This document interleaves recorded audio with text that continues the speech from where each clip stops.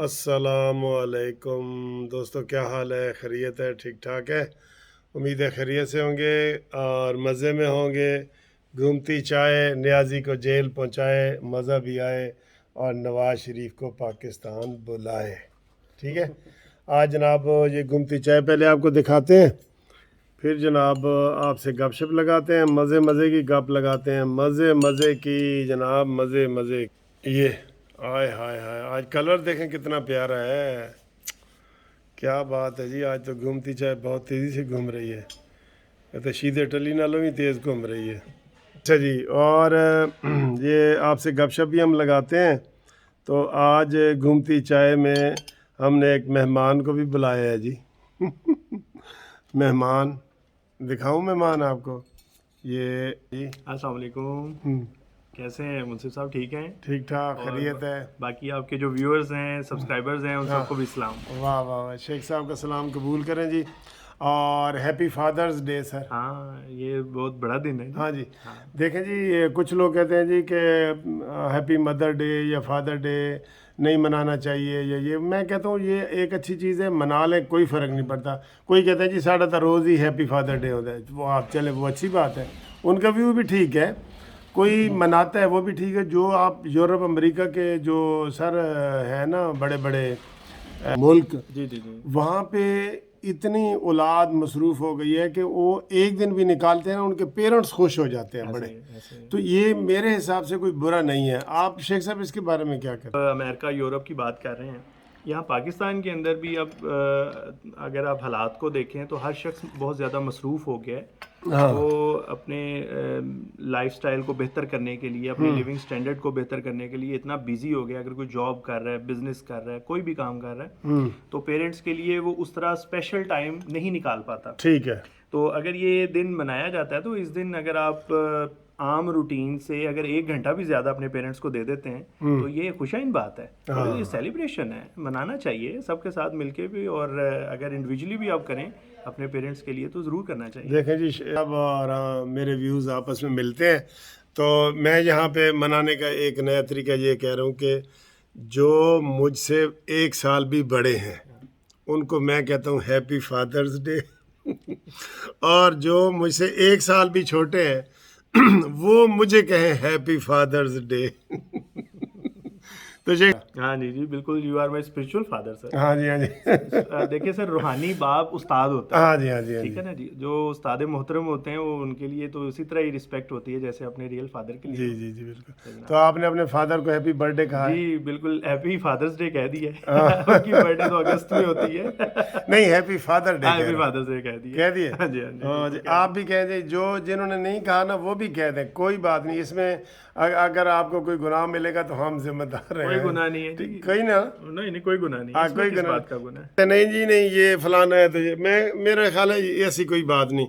कोई कहते हैं बिद्दत है, बिद्दत तो फिर ये भी है कि हम ये कप चाय कप में पी रहे हैं। हाँ, ठीक है।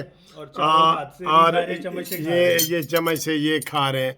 ये सारी ऐसी छोटी छोटी जो खुशियाँ हैं ना, मैं आपको एक मज़े की बात बताऊं कि छोटी छोटी खुशियाँ हाथ से ना जाने दें। पहले थोड़े मसाइल हैं यार, गर्मी, बिजली की लोड शेडिंग, गुर्बत और बेचारों के हालात देखें, बीमारियां। आपको एक छोटी खुशी का अगर मौका मिलता है ना, आप ज़रूर उसको अवेल करें। ये मुझे बड़ा अच्छा लग रहा है।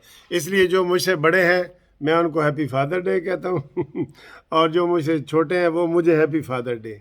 कोई बात नहीं, बड़ा भाई भी फादर ही होता है, क्यों सर? बिल्कुल जी, बड़ा भाई भी फादर ही बाप की होता है। तरह होता है ना। हाँ जी।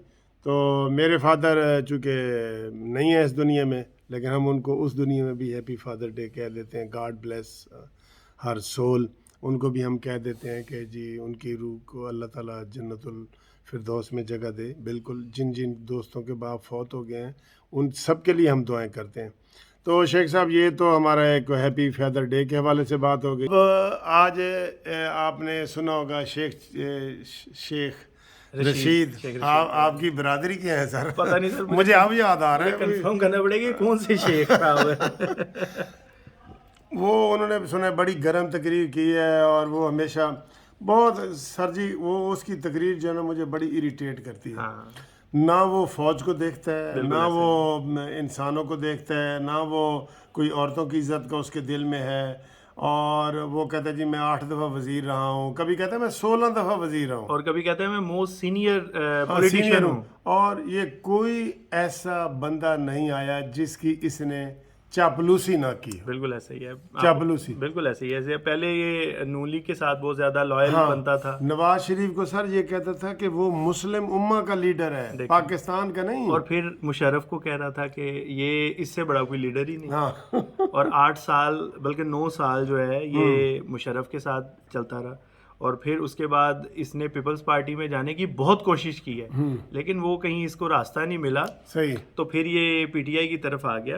تو مطلب یہ ہے کہ ایسے یہ ہیں جنرل لوٹے یہ جو. اور یہ سر واحد شخص ہے جس کو نواز شریف نے کہا جی میں سارا نو پارٹی شامل کر لوں گا، شیدے ٹلی نو نہیں کرے گا. اس کو بھی چپڑاسی بھی نہ نہ یہ انہوں نے کہا جی اس کو میں نہیں رکھوں گا. تو اب سب سے بڑا میرے خیال ایڈوائزر ہی یہ بنا ہوا عمران خان کا. نہیں، نواز شریف نے بھی یہ کہا تھا. میں ایک تو عمران نے بھی کہا تھا نا کہ اس کو میں چپڑاسی بھی نہیں رکھوں گا.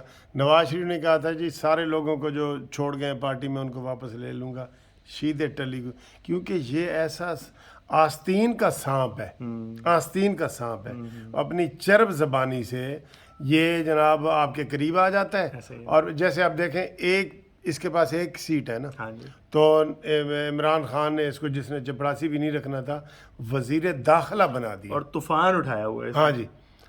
تو دوسرا سر کچھ باتیں کر لیتے ہیں. عمران خان نے جو تقریر کی ہے وہ تو وہی ہے جو 4 سال پہلے تھی. بالکل ایسے ہی ہے، کوئی فرق نہیں ہے. وہی چور بولنا، وہی ڈاکو کہنا، اور پھر وہ جو پنجاب کے سب سے بڑے ڈاکو تھے انہیں کو اپنا رائٹ ہینڈ بنا لینا پنجاب میں. جی سر عمران خان کی کوئی بھی اسپیچ اگر سیریسلی لیتا ہے نا تو میرا خیال ہے اس کو خود سوچنا چاہیے کہ وہ کس جگہ پہ کھڑا ہے. پوائنٹ صرف اتنا ہے کہ اگر ایک شخص اپنی بات پہ قائم رہنے والا ہو، جو اس نے پہلے دن سے بات کی ہو، اگر وہ عوام کے فائدے کی بات ہے تو اس کے اوپر ٹکا رہے.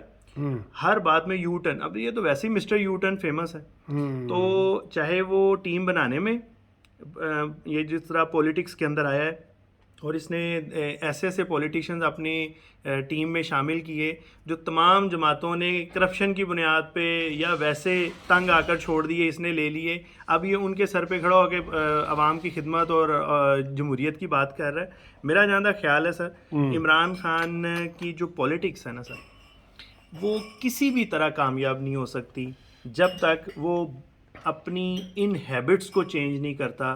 کہ یہ جو ہوتا ہے نا کہ میں نے کسی سے ہاتھ نہیں ملانا، سر یہ پولیٹکس نہیں ہے، یہ کون سی جنگ لگی. اور پھر ملا بھی لیتا ہے، شیدے ٹلی سے ملایا ہے جس کی آپ بات کر رہے ہیں، ڈاکو سے ملایا ہے، سر پوری دنیا میں ایم کیو ایم سے ملایا ہے، ایم کیو ایم سے ملایا اور مدد مانگی ہے. ہاں جی.